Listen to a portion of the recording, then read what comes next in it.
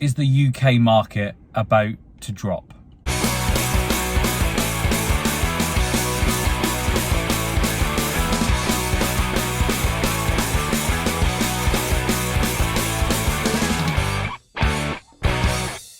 Hey, what's up guys? Hope you're all well.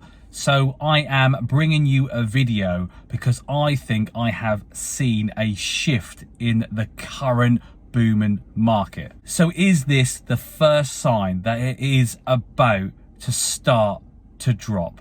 As ever though, before we get started, I just need you all to do me a huge favor, and that is to smash the like button and don't forget to hit subscribe. So we know that the booming market has been massively increasing for the last few months, and that is driven by so many things, but all which point to either recovery or attitude because of the coronavirus and the pandemic. And I have been saying for months on literally dozens of videos that I won't buy properties at inflated prices. I have definitely paid more for prices than I would have done pre-pandemic, but I haven't got mixed up in this literally rat race, this climbing over each other to overpay for properties. And literally over the last 10 days, maybe 2 weeks, I have had 3 deals come back to me, all of which that I have offered previously on that weren't accepted. And then they have come back asking me to step back in at my original offer price. 2 of these have been in the student heartland, and these are my bread and butter deals. My 3-bed ex-local authorities,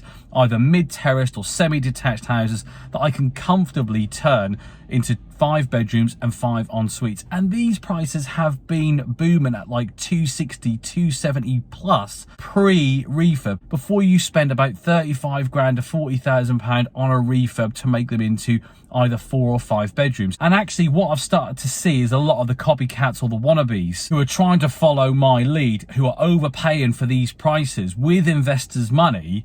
They aren't making all ensuite bedrooms, or they aren't making 5 bedrooms. They're squeezing 6 in. Now, this isn't the market. I've been saying this till I am blue in the face. The market is what is dictating increased in rents and rental demand. And if you start to play away from the demand, then you are going to find either you have to charge less per room per house, or you're going to struggle to fill those properties. And one of the student houses that has come back to me is one that's had an offer for over the asking price. Then the buyer withdrew because they thought that they were overpaying, which was really interesting. This wasn't a typical overpayer. They pay and they don't give it a second thought. If anything, they convince themselves that it's still a great deal. Then it went to a second buyer, someone who was offering about 20% more than me, and their surveyor went out and downvalued the property. And guess what? This buyer didn't have the cash to contribute towards the shortfall, so they had to withdraw.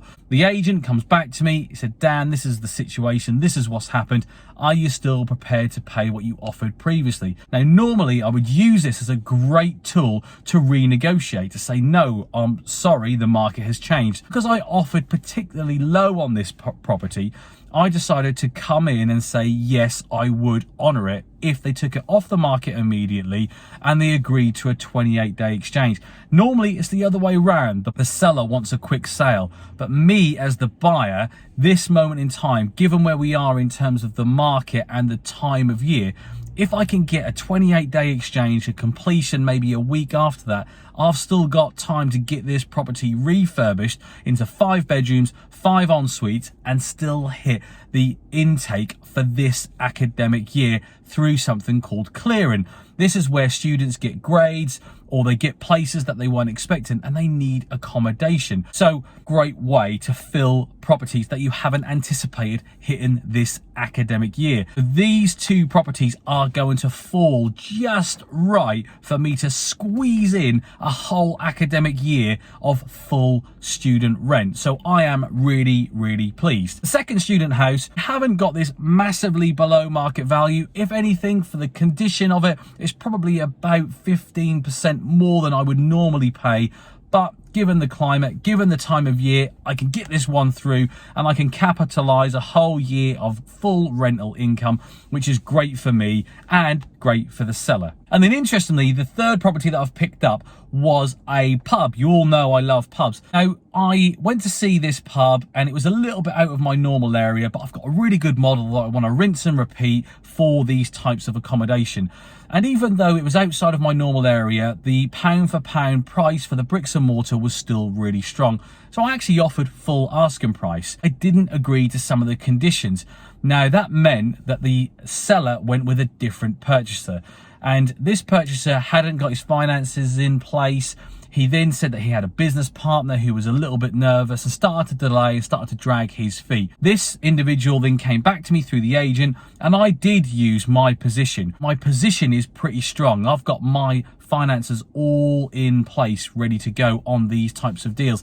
And these types of commercial properties are particularly hard to finance at the moment. So you might get people who are paying over asking price. You might get people who are preferred buyers to the seller. But the reality is the chances are they do not have all of their ducks in a row lined up, ready to execute that particular purchase. So make sure that you do. Now, when they came back to me, I used my position and I said, I'm happy to step in, but I want a 10% reduction on my offer before, otherwise I'm walking away. But here's the proof of funding. Here's what I can do. Here's what I'm going to do with the property, which was important to the seller. And this is how quickly I can move on it. And I managed to bag the same deal that I wanted literally just a few weeks ago for 10% under the price that I was prepared to pay beforehand. Now, this to me is the start of the market shifting. It's no longer a seller's market because buyers are either withdrawing from the market, can't get funding, or cash is starting to dry up with regards to deposits and refurbs.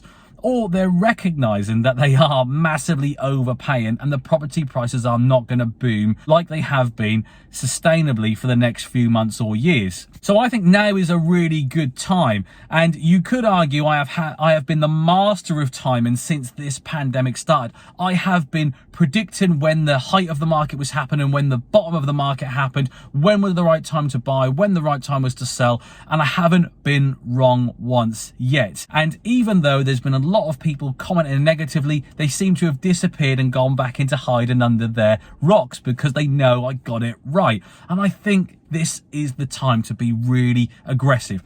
Be a bit bullish with your offers. Make sure that you're in a great position so you can offer on these deals that maybe were being snapped up before they hit the market or before people have even had a chance to look at them. Now is the time to maybe be a bit aggressive with your offers, but make sure your offer is backed up with some substance. Your finances in place, your ducks are all in a row. You know what you're going to do with that property if you get asked. You have your solicitor lined up, ready to go. And then my view is that between now, which is pretty much we're going into the end of June, start of July, through till September, October, we're going to see a shift in power from the seller to the buyer. And then from then until post-Christmas, I think we're going to see a massive slump. Don't think we'll see prices drop from asking price, but we will see a difference in purchase prices. The properties that are being sold, what the figures are showing on versus the last 3 to 6 months. Now is the time to be aggressive. Now is the time to step back in and start buying. There's definitely a change in the atmosphere. Things have slowed down. Buyers who have got cash or good finance behind them or know the market will start to now pick up the great deals. And if you've been paying over the price and you've been literally climbing over each other and yourselves to overpay for these properties that aren't particularly good deals, you're now gonna start to suffer in terms of equity or value in those properties that you have overpaid for. But if you hold on to them long term, then you should be able to recover. Or if you get your refurb right, then you might be able to add some value. But with materials being the prices that they are, it is very, very difficult to bring prices down on refurbs at the moment. But look, that's it really from me. I hope that you are all now taking note. I've tried to hit it right at the start. As soon as I saw a shift, as soon as I got the deals coming back to me, I knew that this was the time to start being aggressive and start looking for those great deals. And hopefully, if you're watching this video and you've watched it right through to the end, you will now be confident that you can start to be a bit more aggressive with your offering. No matter what the sellers tell you, no matter what the estate agents tell you, the shift of power is moving back to us as the buyers, and now is the time to start hunting those deals and trying to find those deals and go forward with them with your offers. So without repeating myself anymore, please do take this opportunity that this is the right time to start buying, because if the market does start to drop dramatically, in the next 2 to 3 months, it will start to be reported, and it will be too late because there'll be some more interventions by the government to try and get it booming again. So you might start to miss some of the great deals that could happen between now and maybe September, October. But look, that's it from me. Time to buy. Hope you found the content rich, and I'll catch you all on the next video.